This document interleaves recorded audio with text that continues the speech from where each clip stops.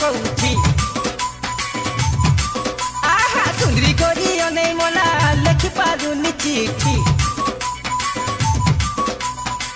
बुदे पुने गला लुचिला जन्ह कौठी ए सुंदरी करी अने मला लेखि पारुनी चिठी हो जल जल का जन्ह बोल जाइछि बोधे कटी रे आउनो जन्ह कुमारी बाट लाइटी आउनो जन्ह कुमारी बाट लाइटी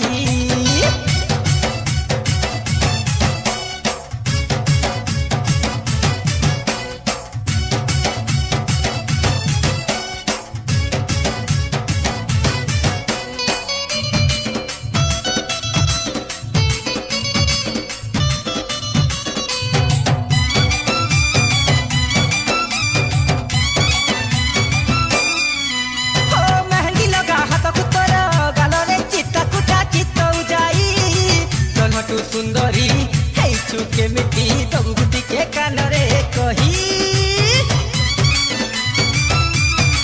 हाय रे पुनै राती हेले रो जाई उदिया चांद ठारू लागु तू भला पुनै जन्हकु लुचै देखौ लुटकिया कर काल जरी जरी का जन हंदर जाईची बोदे फाटी रे आउनो जन्ह कुमारी बाट लाइटी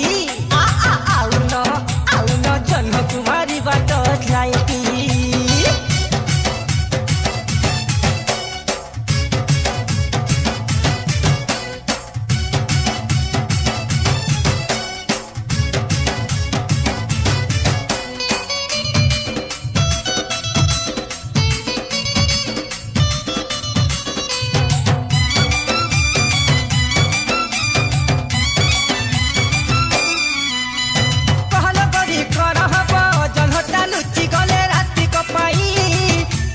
झिया तू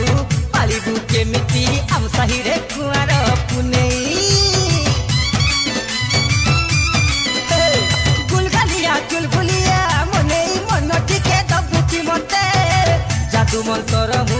जानिछिलो झिया धरै देबी जन्ह तो हाते कहबू जदी फिटाई देबी जन्ह तोर कटी रे आउनो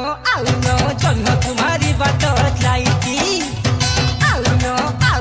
जन्ह कुमारी बाट लाइटी बुदबुदे पुनै गला लुचिला जन्ह कौठी सुंदरी करी अने मला लेखि पारुनी चिठी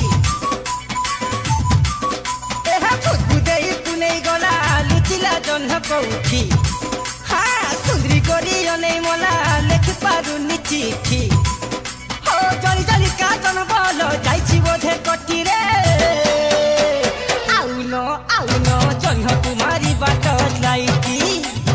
आउनो जन्ह कुमारी बाट लाइटी।